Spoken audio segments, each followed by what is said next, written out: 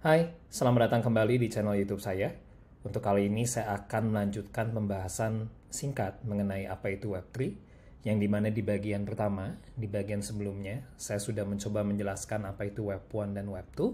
Untuk bagian kedua kali ini, saya akan menjelaskan apa itu Web3. Oke, di bagian pertama, kita sudah mengetahui karakteristik dari Web1, yaitu read-only, karakteristik dari Web2, yaitu read and write. Nah, dengan adanya Web2 Stack yang dimana ada tambahan satu jenis server yang disebut application server, yang dimana di situ adalah sebuah server atau komputer yang menjalankan sebuah program yang disebut business atau application logic, yang dimana business dan application logic ini adalah terjemahan dari business rules di dunia nyata atau workflow dari bagaimana user dapat sign up, login, dan melakukan aktivitas lainnya yang dimana akun dan datanya disimpan di database. Nah, di bagian sebelumnya kita sudah tahu bahwa user account dan data yang ada di database ini itu di-manage dan dimiliki oleh operator. Sehingga sebenarnya user itu tidak memiliki user account dan datanya. Jadi user tersebut tidak memiliki akun dan data di sini. Nah, yang dimaksud dengan tidak memiliki di sini adalah lebih tepatnya sebenarnya user tersebut, atau anggaplah user itu adalah kita tidak memiliki kontrol penuh terhadap akun dan data kita yang ada di database ini. Ya, jadi ibaratnya adalah besar kemungkinan kita sebagai user mungkin tidak memiliki akses seperti ingin menghapus sebuah data atau akun di sini, yang dimana sebenarnya hal tersebut kontrol penuhnya hanya dapat dilakukan oleh operator. Nah, di bagian kali ini kita akan menjelaskan mengenai apa itu Web3 dan apa yang dimaksud dengan own di sini. Oke, ini adalah Web3 stack. Kita lihat yang bagian putih sini ya. Ada 3 bagian. Yang pertama adalah wallet.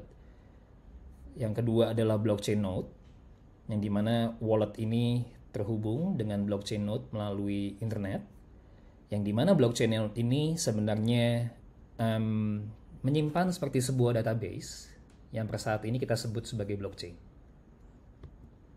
Nah, yang di bagian kiri ini adalah Web1 Stack ya, yang dimana di sini ada web browser berkomunikasi dengan web server.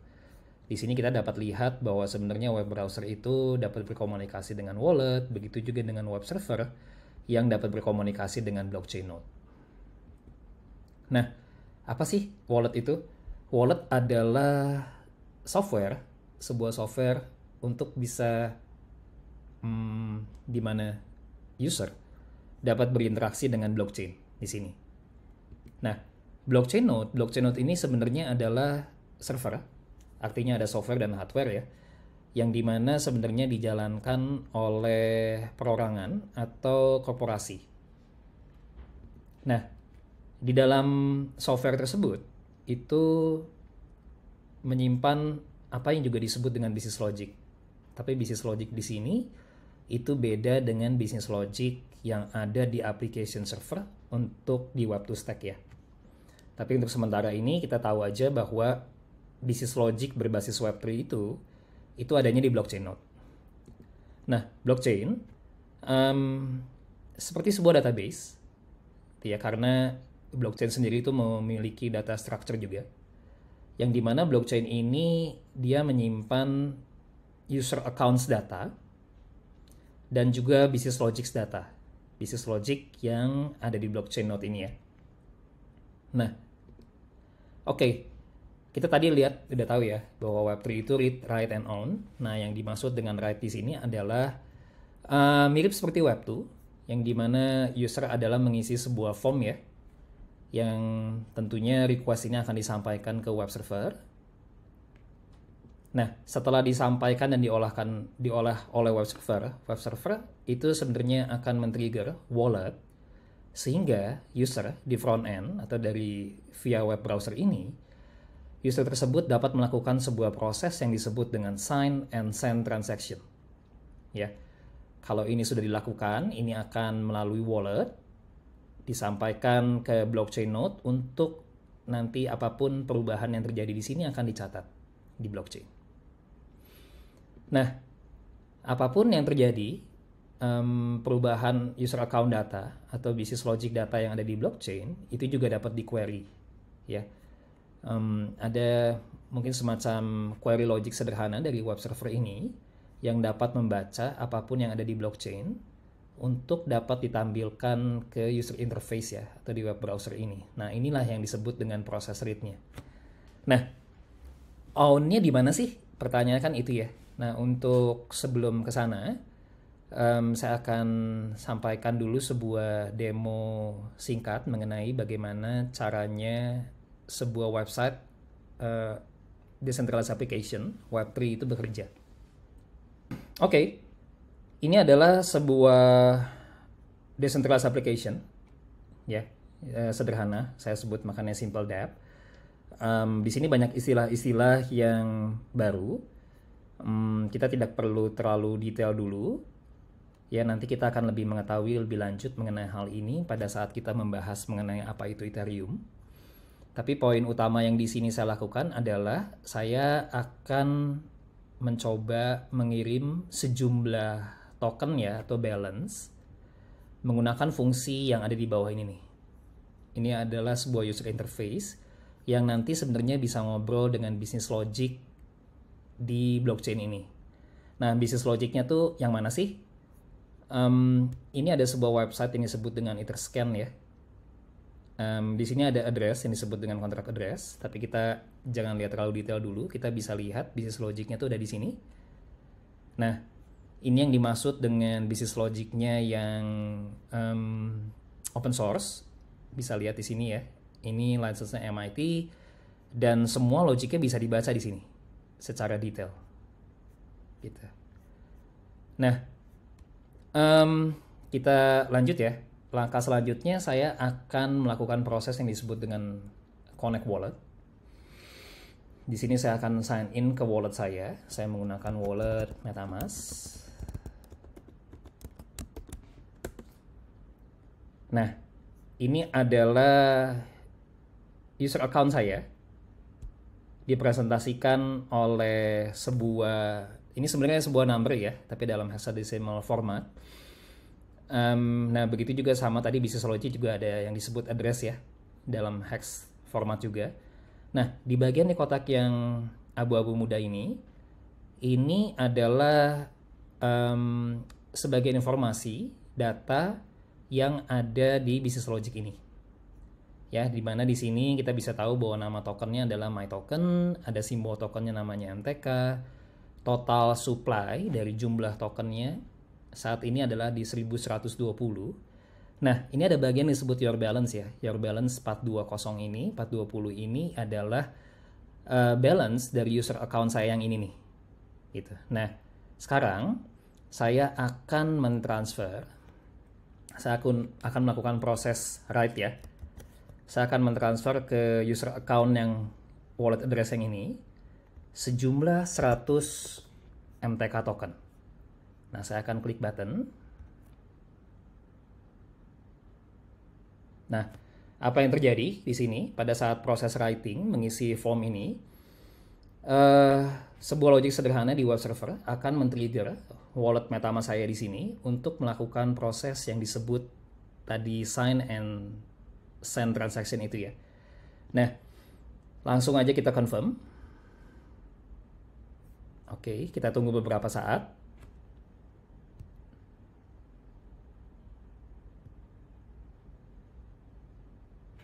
Oke, ini ada yang disebut dengan transaction hash, tapi anggap aja kita sebutnya sebagai invoice ya. Invoice dari sebuah transaksi yang sudah berhasil. Oke, kita buka itu di new tab. Nah, ini adalah form dari user account saya yang berinteraksi dengan business logic di alamat ini, yang dimana metode yang saya panggil adalah transfer, sehingga ini dari wallet address saya ke wallet address tujuan ini saya mengirim sejumlah 100 MyToken. Nah, coba kita lihat ya update-nya ya. Kalau saya refresh websitenya ini, nah Jumlah total supply dari my tokennya tetap di 1120, tapi balance saya yang tadinya 420 sekarang menjadi 320. Nah, ini adalah sebuah contoh sederhana bagaimana decentralized application atau Web3 application itu bekerja. Nah, poin yang ingin saya sampaikan di sini adalah, tadi kan saya punya 420 token ya, dari my token ini. Nah, saya transfer ke sebuah wallet address dengan sejumlah 100 token. Nah, pada saat saya transfer, selama hanya user account saya yang dapat melakukan signing dan send transaction, sebenarnya artinya saya memiliki kontrol penuh terhadap balance saya yang tadi. Nah, dengan demo tadi tersebut ya, itu menunjukkan bahwa sebuah transaksi dapat merubah user account data. Yang tadi di mana balance saya ada 420 untuk MTK token. Setelah saya melakukan transfer sejumlah 100 token, balance saya menjadi hanya tinggal 320. Nah, transaction juga sebenarnya merubah business logic data. Nah, di sini saya nggak akan terlalu detail dulu ya, nanti pada saat bagian Ethereum. Nah, tapi poinnya adalah selama user account itu dikontrol oleh saya, dalam hal ini adalah sebenarnya private key-nya, saya sebenarnya memiliki kontrol penuh terhadap akun saya tentunya dan datanya. Karena artinya selama saya dan wallet address saya, lebih tepatnya adalah saya menggunakan wallet address saya dapat melakukan proses cryptography signing dan send transaction tersebut yang disampaikan ke blockchain node. Nah, blockchain node akan merubah data yang berkaitan dengan akun dan data saya di blockchain. Oke. Nah, wallet sekarang kita udah tahu ya, wallet itu nggak hanya sebuah software aja untuk berinteraksi dengan blockchain, tapi sebenarnya adalah sebuah wallet khusus.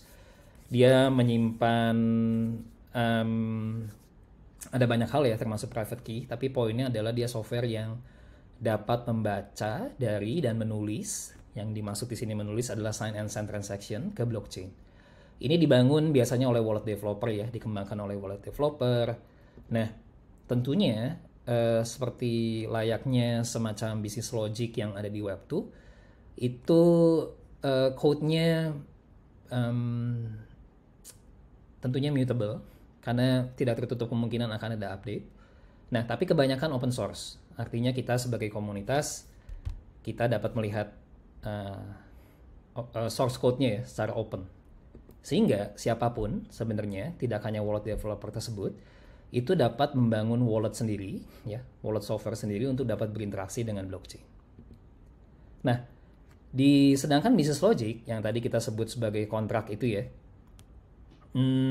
itu biasanya dikembangkan oleh smart contract atau decentralized application developer. Nah, business logic ini source code-nya apabila sudah di-deploy ke blockchain node, itu dia akan immutable. Dan biasanya source code-nya juga open source. Nah, di sini yang saya highlight ya. Apa yang dimaksud dengan immutable di sini ya? Nah, poinnya adalah sebenarnya siapapun, tidak hanya smart contract atau dApps developer, itu dapat mendeploy business logic ke blockchain. Ya. Nah, setelah business logic-nya atau smart contract-nya di-deploy ke blockchain, apapun yang sudah di-deploy itu nggak bisa dirubah lagi. Ini yang disebut dengan immutable. Gitu ya. Jadi apapun, tadi sebagai contoh adalah business logic yang tadi kita lihat ya di demo, itu tidak akan bisa dirubah lagi. Nah, di blockchain node ini, ya tadi kan kita sebut sebagai server ya, itu ada node client softwares, ya, yang ini dikembangkan oleh client software developer. Source code-nya tentu immutable, karena nggak tertutup kemungkinan ada bug, pasti akan ada update. Dan dia pasti open source, gitu ya, sehingga kodenya, programming code-nya itu bisa dilihat oleh siapapun. Nah, satu lagi, blockchain node ini, dia terhubung juga dengan blockchain node yang lain dalam sebuah jaringan yang disebut dengan peer-to-peer atau P2P network ya. Nah, singkatnya adalah sebenarnya intinya, di sebuah jaringan peer-to-peer network dari blockchain node ini, tidak ada satupun yang memiliki status atau hierarki yang lebih tinggi dari yang lain.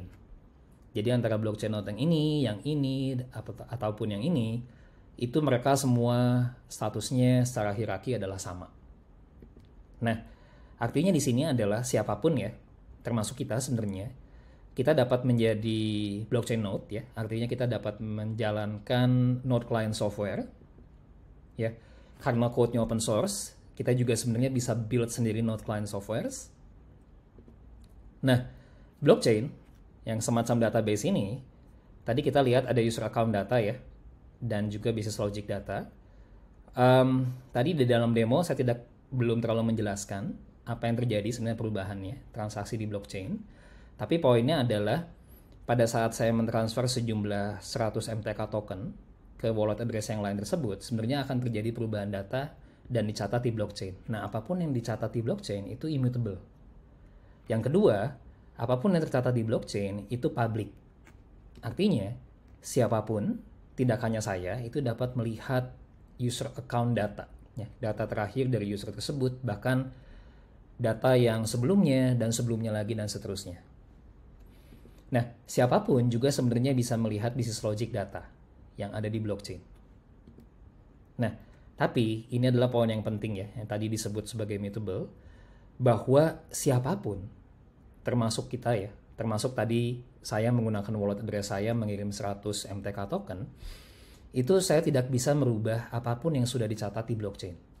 Ya, saya tidak bisa semena-mena, misalkan seandainya saya kenal sama salah satu blockchain node ya, saya tanya, saya minta request ke mereka untuk tolong dibatalkan transaksi yang tadi dan tolong dihapus dari pencatatan di blockchain. Itu tidak mungkin.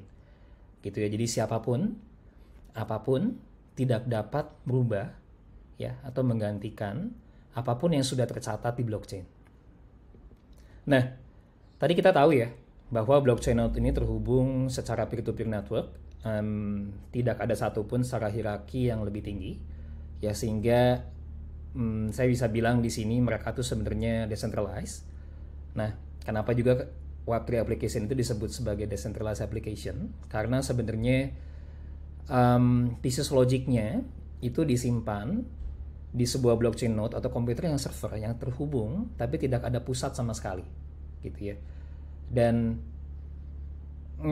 siapapun bisa melakukannya, siapapun bisa menjalankannya. Tidak seperti tadi yang di bagian sebelumnya di mana di Web2 itu ujung-ujung kan semua dikontrol sama big tech ya. Yang kedua adalah permissionless. Jadi di dunia Web3 ini ya, siapapun ya, sebagai contoh kalau misalkan saya adalah seorang programmer, saya ingin membuat sebuah business logic dan saya ingin upload atau deploy itu ke blockchain, itu saya tidak perlu permisi ke blockchain node, gitu ya. Saya tidak akan melakukan sebuah prosedur. Business logic tersebut akan bisa dideploy dan dijalankan oleh siapapun sesuai dengan intensi kita. Itu yang disebut dengan permissionless. Nah, berdasarkan demo tadi, saya kan tadi mengirim 100 MTK token ya ke another wallet address, ke wallet address yang lain. Nah, itu artinya sebenarnya saya memiliki token tersebut. Saya memiliki data yang ada di smart contract dari my token tersebut, gitu ya. Selama saya dan wallet address saya memiliki akses penuh ke user account saya, yang dimana wallet address saya, dan saya dapat melakukan apa yang disebut dengan proses sign and send transaction. Nah, dari situ, dari penjelasan kali ini, kita bisa semakin ngerti apa perbedaan antara Web2 dengan Web3 ya.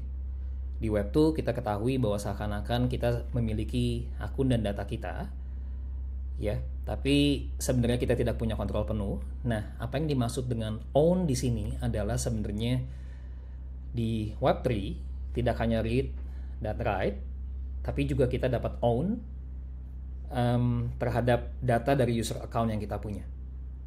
Oke, begitu penjelasan dari bagian kedua ini. Semoga kita semua dapat lebih memahami apa itu Web3. Silakan subscribe YouTube channel saya. Apabila ada masukan dan komentar, jangan lupa untuk komen dan feedback.